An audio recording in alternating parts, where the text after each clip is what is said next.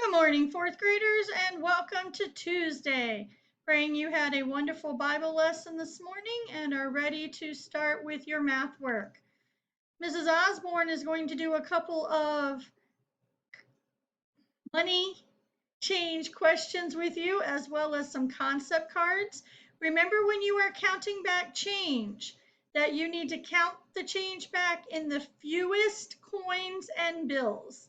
So take a few minutes and work on those problems. Well, hopefully you were able to figure out some of those money problems with your partners and were able to complete your speed drill as well. So, as you can see on the board, we are going to be reviewing the perimeter of a rectangle and the perimeter of a square. If the right side of the room would please stand and say what the formula of a rectangle is. 3, 2, 1, begin. Perimeter of a rectangle is 2 times length plus 2 times width. Now, if you'd be seated and the left side of the room would stand, and let's say that formula together. Begin. Perimeter equals, let's start again. Perimeter of a rectangle equals 2 times length plus 2 times width. Everyone stand, and let's say what the perimeter of a square is. The perimeter of a square equals 4 times S. All right, you may be seated. And if you would take out your whiteboards, and if you would figure out the perimeter of the rectangle whose length is 9 feet and width is 6 feet. And if we could have two students at the board, one to solve length, one to solve width, and then together you can find the perimeter of the rectangle. So let's everyone do that. So class, what is 9 times 2? 18 would be correct. What is 6 times 2? 12 would be correct. And 18 plus 12 would give us a sum of 30 what? 30 feet. So the perimeter of this rectangle would equal 30 feet. Now class, how many sides are in a square? 4, correct. How many quarters are in a dollar? Again, 4. So if 25 times 4, how many cents does 4 quarters make? 100. So what is 25 yards times 4? Correct, 100 yards. So very good job using your money and your perimeter understanding of the square. Now, for this next section, you will need a ruler. So if perchance your ruler is not at your desk, would you quietly go get it? All right, so you all should have your ruler at your desk. You are going to be measuring on the centimeter side. As you can see, our abbreviation for centimeter. So that is the side that is 0 to 36. Remember to put your ruler either at the end of the ruler or at the 0 and measure around the 4 sides of letter A, the parallelogram. If you measured correctly, you should have had 4 for length and 2 for width. Class, what is 4 times 2? 8. What is 2 times 2? Correct, 4. So class, what is the perimeter of this parallelogram? The answer would be 12. All right, so let's have you complete B and C, and let's have two students chosen to come and put in what they believe the answers to B and C are. Right, so the square, we really only had to know one of the sides because the square was the same all the way around. So 2 times 4 would give us what answer, class? And that answer should have been 8. Now it happens that on the rhombus, the sides are also all the same. So we would be doing 3 times 4, which equals And that answer is 12. Excellent job. Now, it says to multiply the length of each side by 4 to find the perimeters. Now, if we know our multiplication, we can do some of these quite quickly in our head. Class, what would 9 times 4 be? The answer is 36. What is 11 times 4? The answer would be 44.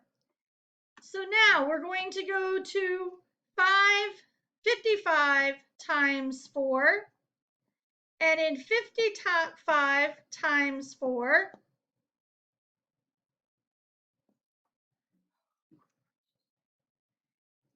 we would have what answer? 220.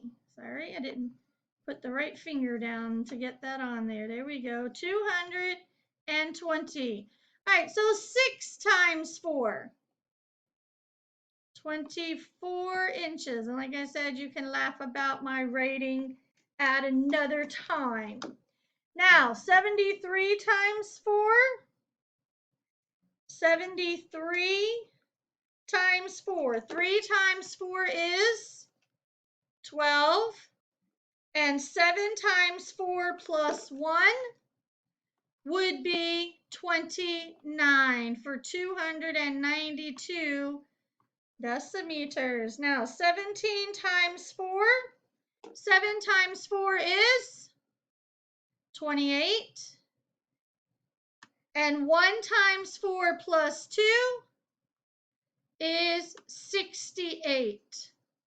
Okay, so let's make sure that you have all of those answers on sections 1 and 2 completed and correct. All of those answers should be there. Now, on section 3, we're going to divide the perimeters by 4 to come up with the answer. So 48 divided by 4. What would 48 divided by 4 be, class? That answer would be 12. Now I'm going to call on someone. If they're not in class today, then the class can answer. Kyle, what is 80 divided by 4? And that answer would be 20. Peyton, what is 28 divided by 4? And that answer would be 7. Melvin, what is 400 divided by 4? And that answer would be 100. Jenna, what is 100 divided by 4? And that answer would also be 25. Now, at this time, Mrs. Osborne is going to get ready to give you your quiz for today. And you're going to take the quiz, and then when you're finished with the quiz, you are going to do page 284. But before she does the quiz, let's talk about these two story problems. Dana paid $4.24 for a poster of John Cabot. What change did she receive from a $10 bill? So we have to figure out how much change did she even get. So you're going to start on your whiteboards by putting $10 minus $4.27.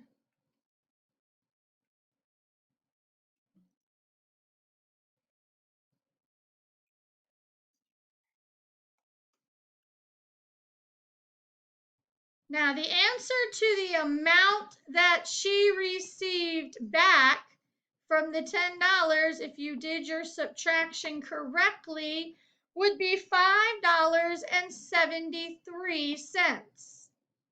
Now remember, as we count that change, we're trying to get up to the nearest dollar. So we go with getting to the nearest. We're going to go to get this to the nearest dollar. So what is she going to receive back first? She's going to receive 3 pennies. So that's her 3 pennies. Now we have 70 cents. What are the fewest coins that we can use to get to 70 cents? Matthias, what do you think would be next? I'm hoping, Matthias, that you said 2 dimes. That gets us to 23 cents. Now we need to get to 73. Can you tell me, Ashton, what you think we need to get to the 73 cents? Yes, we would need 2 quarters. 2 quarters to get to that 73 cents. Because now we have 50, 70, 73. And then what would she receive now, class? She would receive 1 $5 bill. 1 $5 bill. All right, let's read the next one. A library has 200 books about explorers. 2/5 of the books do not refer to John Cabot. So how many of the books refer to John Cabot? All right, so for this problem, we need to set it up as a fraction problem. So we have a whole number of 200. And we have a fraction of 2/5. Now we're going to need to multiply. But what do I have to do before I can multiply? I must make this whole number a fraction by placing it over what number? A1. Now I need to see if I can. I'm hoping you're all yelling cancel at me. And we can cancel. We can divide 5 into 200. How many times does 5 go into 20? 4 times. And then how many times does 5 go into 0? 0 times. So now we multiply. 40 times 2 is 80. And it would be 80 over 1, which would give us 80. So this is how many books referred to John, or did not refer to John Cabot out of the 200 books. So out of the 200 books, we now know that 80 did not refer to John Cabot. So how many books does that leave that did refer to John Cabot? What is the difference between 200 minus 80? 200 minus 80 would be 120. 120. When you are finished with your quiz, turn it in to Mrs. Osborne and then complete as much as you can on the review page until your time is up. I hope you have a great rest of your day and work carefully but diligently on your quiz. I love you, and I'll talk to you again later. Bye.